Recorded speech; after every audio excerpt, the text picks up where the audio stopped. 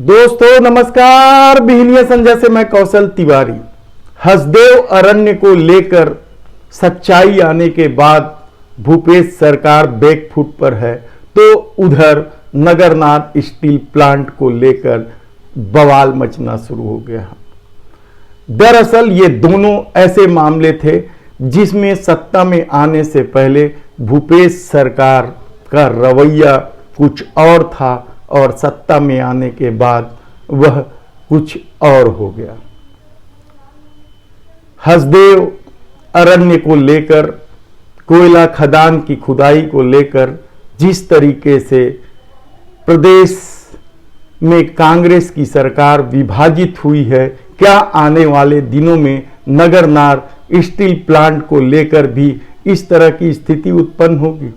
यकीनन, क्योंकि भूपेश सरकार ने दावा किया था सत्ता में आने के बाद भी, जब केंद्र की सरकार ने नगरनार स्टील प्लांट के निजीकरण का दरवाजा खोला था, तो छत्तीसगढ़ के मुख्यमंत्री भूपेश बघेल ने कहा था कि नगरनार स्टील प्लांट बस्तर की जान है, वहां के आदिवासियों का उससे हित जुड़ा हुआ है, इसलिए उस स्टील प्लांट का हम निजीकरण नहीं करने देंगे। और बकायदा विधानसभा में प्रस्ताव भी पारित किया गया और कहा गया कि यदि केंद्र सरकार नहीं चला सकती है तो इसे हमें दे दे, हम चलाएंगे। तब आखिर भूपेश सरकार ने ऐसा क्या किया कि अब विवाद गहराता जा रहा है और बस्तर में आंदोलन नए सिरे से शुरू होने लगा है। दरअसल नगरनार स्टील प्लांट 152.6 हेक्टेयर जमीन पर बना है। इस जमीन का मालिकाना हक महाप्रबंधक जिला उद्योग केंद्र जगदलपुर के नाम पर था। CSIDC कहते हैं उसे, उसके नाम पर यह जमीन थी और यह केंद्र सरकार के निजीकरण के लिए सबसे बड़ा रोड़ा था, क्योंकि यदि जमीन ही प्लांट की ना हो तो वह उसे कैसे बेच सकता है, वह उसे कैसे निजीकरण कर सकता है। और राज्य सरकार का यानी भूपेश सरकार का यह सबसे मजबूत पक्ष था जो केंद्र को नगरनार स्टील प्लांट के निजीकरण के लिए रोक सकता था। लेकिन अचानक 6 दिसंबर 2021 को CSIDC ने 32.04 हेक्टेयर का डिमांड नोट NMDC को दे दिया। यह खेल समझ के बाहर था, बड़े गुपचुप तरीके से यह किया गया था।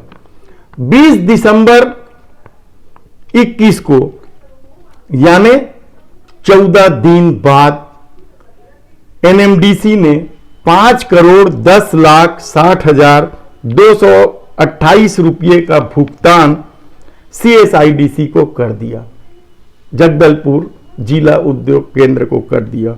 शेष जमीन के लिए 21 दिसंबर 2021 को पुनः CSIDC ने डिमांड नोट जारी कर दिया और उसी दिन NMDC ने आनंद फानन में तुरंत 28,41,10,463 यानी टोटल 152.6 हेक्टेयर जमीन के लिए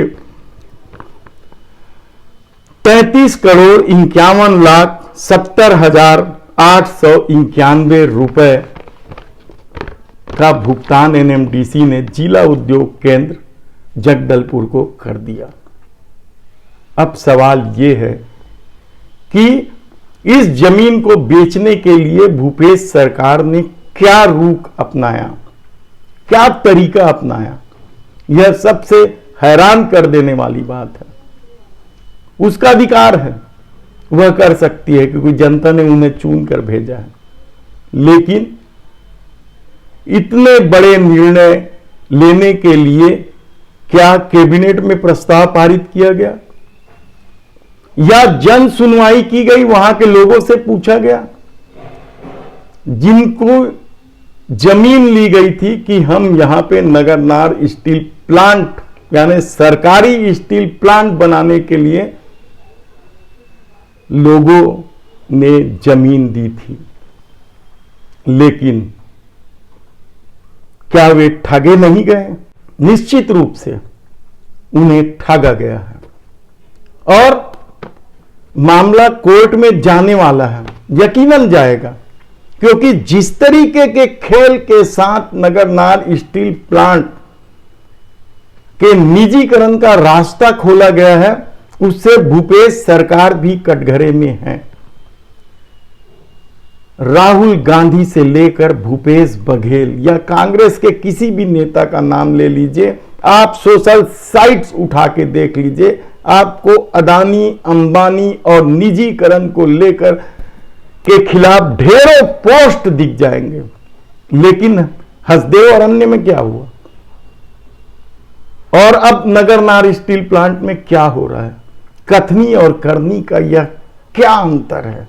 यह क्या खेल है? क्या इस सब के पीछे पूंजी का खेल है? निश्चित रूप से जनता कांग्रेस छत्तीसगढ़ के नेता अमित जोगी तो सीधा सीधा आरोप लगाते हैं भूपेश बघेल पर और उन्हें मिस्टर एटीएम भी कहते हैं। कहते हैं उत्तर प्रदेश चुनाव के ठीक पहले यह सब खेल हुआ है। तब सवाल यह है कि क्या छत्तीसगढ़ की संपदा की रखवाली के लिए जिसको सत्ता सौंपी गई है, क्या वह भी उसी खेल में शामिल हो गए? सवाल बहुत से हैं और इन सवालों का जवाब न कांग्रेसी दे रहे हैं न भाजपाई दे रहे हैं, क्योंकि केंद्र में भाजपा की सरकार है और छत्तीसगढ़ में कांग्रेस की सरकार है। तब इसका जवाब कैसे मिलेगा? सबसे बड़ा सवाल तो यही है, जो आने वाले दिनों में आंदोलन का रूप लेकर सत्ता से पूछेगी जरूर। भले ही भूपेश सरकार सोचती है कि हसदेव अरण्य के मामले को हम सुलझा लिए हैं बाबा के साथ और आने वाले दिनों में सब कुछ ठीक हो जाएगा, लेकिन यकीन नहीं करेंगे आप वहां के भोले भाले मासूम आदिवासी किस तरीके से सालों से आंदोलन कर रहे हैं। 300 किलोमीटर का पद यात्रा निकालकर वे राहुल गांधी तक से मिल चुके हैं। क्या नगरनार स्टील प्लांट को लेकर इसी तरह के आंदोलन तेज होगा? अमित जोगी कहते हैं तेज होगा। उनके नेता, उनके पार्टी के पदाधिकारी नवनीत चांद इस काम में जुट गए हैं और नगरनार स्टील प्लांट बचाओ आंदोलन की शुरुआत कर चुके हैं, धरना प्रदर्शन कर चुके हैं। सवाल यहीं तक नहीं है, सवाल आंदोलनों का भी है। संविदा बिजली कर्मियों के साथ किस तरीके का रवैया सरकार कर रहा है यह किसी से छुपा नहीं है। अब मनरेगा कर्मचारी भी सरकार के आश्वासन पर 3 महीने के लिए अपना आंदोलन समाप्त कर चुके हैं और मंत्री के मंच पे आने के बाद वे इसे अपनी जीत बता रहे हैं। देखना होगा कि 3 महीने में क्या ये होता है। इसी तरीके का आश्वासन देकर स्वास्थ्य कर्मचारी संघ का भी आंदोलन समाप्त किया गया है और अब आंगनबाड़ी कार्यकर्ता महिलाएं बड़ी संख्या में इस भीषण गर्मी में लू के थपेड़ों के बीच छांव की तलाश करते हुए आंदोलन में जब कल देखे गए तो अच्छे